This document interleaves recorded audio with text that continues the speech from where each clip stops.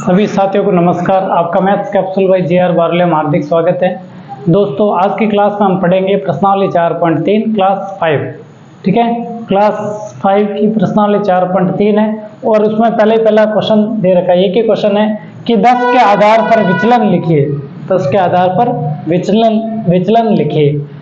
देखो dear students, बड़े प्यारे स्टूडेंट हैं, विचलन क्या होता है, ठीक है ना, पहले इसको समझेंगे तभी हम कर पाएंगे। ठीक है ना, देखो विचलन का मतलब होता है कोई भी संख्या हो, संख्या में से आधार को घटाना, संख्या में से आधार को घटाना, यही विचलन का फॉर्मूला है। किसी भी संख्या में से उसके आधार को घटाना ही विचलन है। ठीक है, अब कहेंगे सर संख्या तो ठीक है, संख्या कौन सी, जो भी संख्या दे रखी है, जैसे 14 दे रखी है, ठीक है, 11, 8, 9, ये सब क्या है, संख्या है ना। इस संख्या में से घटाना क्या है, आधार। अब कहेंगे सर आधार क्या है, ठीक है ना, तो आधार दे रखा 10, ठीक है ना, आधार कितना दे रखा 10। अब आधार क्या हो सकता है, 10, 100 या 10 की कोई भी घात हो सकती है, 10 की कोई भी घात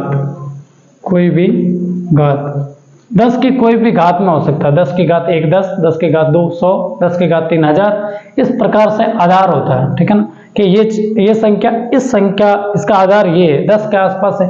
ठीक है ना, जो जैसे 99 है, 98 है, वो 100 के आसपास है तो उसका आधार 100।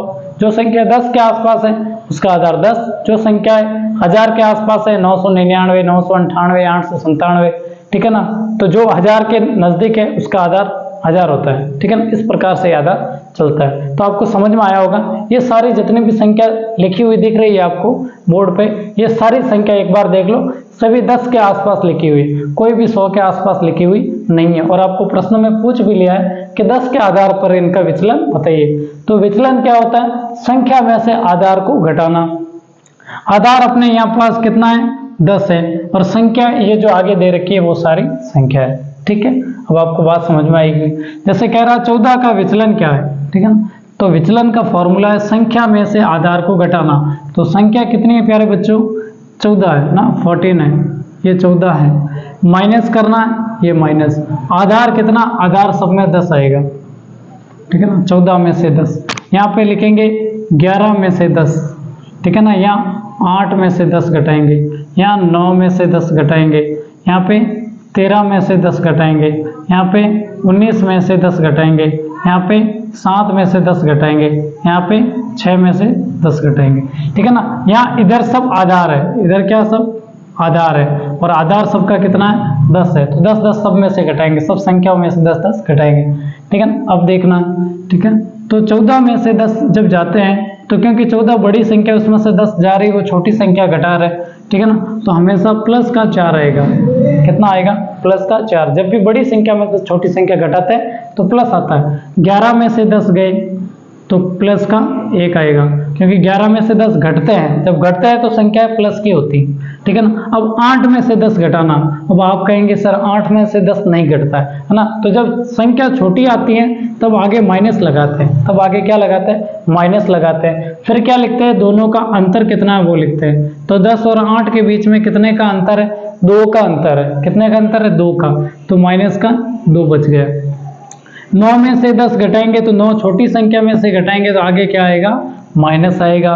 फिर दोनों का अंतर कितना है, 9 और 10 का सिर्फ 1 का अंतर, 1 का गैप है, तो माइनस का 1 आएगा। 13 में से 10 घटते हैं तो 13 में से 10 घटेंगे तो कितना बचेगा, प्लस का 3 आएगा, 3 बचता है। 19 में से 10 जब घटता है तो प्लस का 9 आएगा, क्यों 19 में से 10 घटाए 9 बचता है। 7 में से 10 घटाएंगे तो छोटी संख्या में से घटाएंगे, आगे माइनस आएगा। ठीक है, अब इन दोनों का फर्क कितना, अंतर कितना है, 7 और 10 का, 3 का। नहीं है तो आप इसमें से ये घटा के देख लो, 10 में से 7 गए 3, अब 6 में से 10 गए तो माइनस का आएगा, क्योंकि छोटी संख्या में से घटा रहे। अब 10 में से 6 को घटाओ, कितना आ गया, 4। तो इस प्रकार से 10 को आधार मान के हमने सभी संख्याओं का विचलन निकाल लिया। तो इस प्रकार खत्म हो गई प्रश्नावली 4.3। ठीक है, तो आज के लिए बस इतना ही, मिलते हैं अगले वीडियो में, तब तक के लिए धन्यवाद।